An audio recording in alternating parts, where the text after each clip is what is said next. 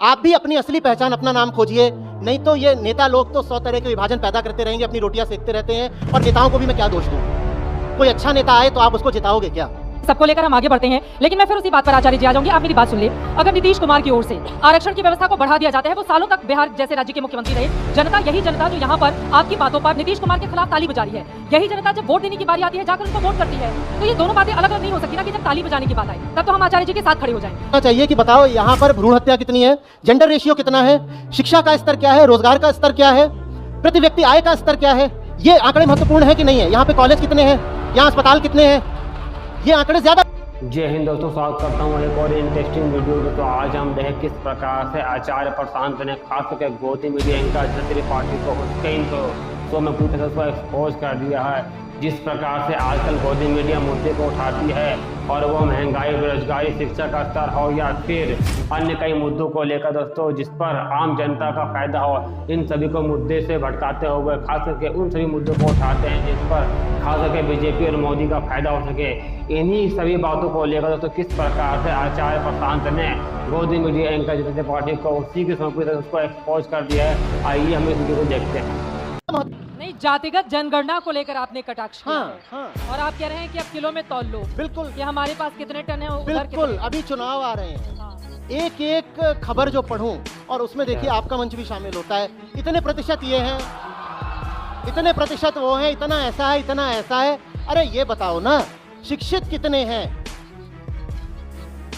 नहीं मारेंगे। आज तक को लेकर सवाल पूछा तो मैं कह देती हूँ, हम समाज का आईना है, जो घटित हो रहा होता है वही दिखाते हैं, वही बात पहुंचाते हैं। आप मुझे बताइए कि हमें अगर जातिगत जनगणना कहीं पर होगी तो उस खबर को कवर करना पड़ेगा, वो बिल्कुल ठीक है। नीति निर्धारण करने की जिम्मेदारी जिन सरकारों पर है, हाँ। वो जो निर्णय लेते हैं उसका असर इन लोगों पर पड़ता है। तो हम माध्यम है। झूठ पे झूठ बोलती जा रही है, शर्म नहीं आती।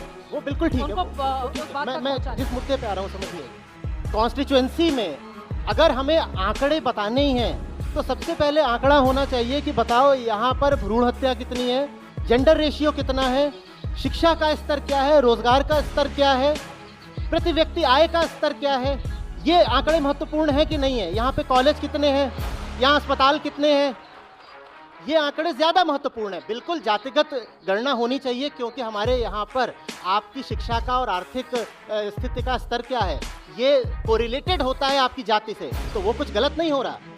बात यह है कि जिस चीज़ को ज़्यादा महत्व मिलना चाहिए उसको ज़्यादा महत्व हम क्यों नहीं दे रहे?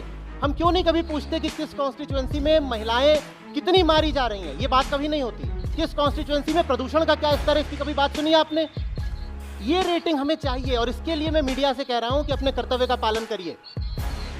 इस पेशे को भड़वागिरी कहते हैं। सबको लेकर हम आगे बढ़ते हैं, लेकिन मैं फिर उसी बात पर आचार्य जी आ जाऊंगी। आप मेरी बात सुन ले। अगर नीतीश कुमार की ओर से आरक्षण की व्यवस्था को बढ़ा दिया जाता है, वो सालों तक बिहार जैसे राज्य के मुख्यमंत्री रहे, जनता, यही जनता जो यहाँ पर आपकी बातों पर नीतीश कुमार के खिलाफ ताली बजा रही है, यही जनता जब वोट देने की बारी आती है जाकर उनको वोट करती है।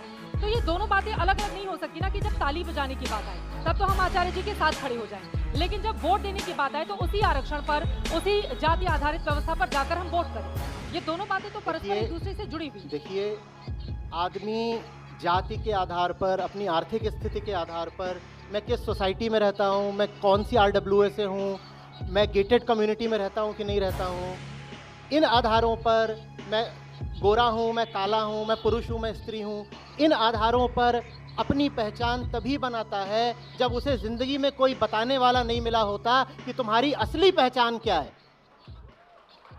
हमारी जो ये शिक्षा व्यवस्था है ना, ये हमें बताती ही नहीं कि हम हैं कौन। जब हमें नहीं बताया जाता हम कौन हैं, तो हम कभी ब्राह्मण बन जाते हैं, कभी कुर्मी बन जाते हैं, कभी OBC बन जाते हैं, कभी कुछ बन जाते हैं।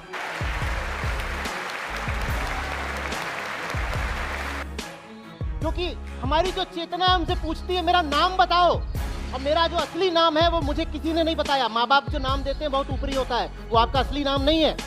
आपका असली नाम क्या है वो इस यहाँ से थोड़ा बाद में जाकर के खोजिएगा कि असली नाम क्या है। जब असली नाम नहीं मिलता ना, तो मैं कुछ भी बन जाता हूँ। मैं भारतीय बन जाऊँगा, मैं चीनी बन जाऊँगा, स्त्री बनूंगा, पुरुष, अमीर, गरीब, बच्चा, बूढ़ा, न जाने क्या क्या बनता रहूँगा जिंदगी भर, सिर्फ इसलिए कि मुझे अपनी असली नाम, असली पहचान की तलाश थी। जो नकली नाम मैं पकड़ता हूं ना, ये सारे के सारे सिर्फ मेरी दुर्दशा करते हैं और मेरे आसपास वालों की सबकी दुर्दशा करते हैं, क्योंकि हर नकली नाम, हर नकली पहचान विभाजनकारी होती है।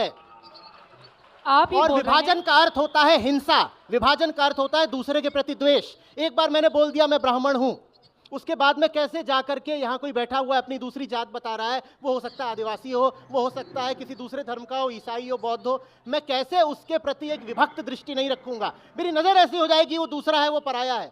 मैं बन गया कि मैं तो पुरुष हूं, मैं आपसे कैसे साफ बात कर पाऊंगा। फिर वो सारी बातचीत हो जाएगी एक पुरुष की, एक महिला की। मैं आपसे बात कर रहा हूं, मुझे आप में सिर्फ एक चेतना दिखाई दे रही है और अपनी ओर से भी मैं सिर्फ एक चेतना हूं, और यहाँ पर दो बुद्धियों का, दो चेतनाओं का संवाद चल रहा है, इसीलिए आप इतना आनंदित हो पा रहे हैं। नहीं तो आदमी औरत बैठ करके तो हर गली मोहल्ले, हर घर में बात कर रहे होते हैं, आपको कोई आनंद नहीं आता उसमें। आप भी अपनी असली पहचान, अपना नाम खोजिए, नहीं तो ये नेता लोग तो 100 तरह के विभाजन पैदा करते रहेंगे, अपनी रोटियां सेकते रहते हैं। और नेताओं को भी मैं क्या दोष दूं? कोई अच्छा नेता आए तो आप उसको जिताओगे क्या? क्योंकि मैं चूतिया हूं, मेरा दिमाग चूतिया है।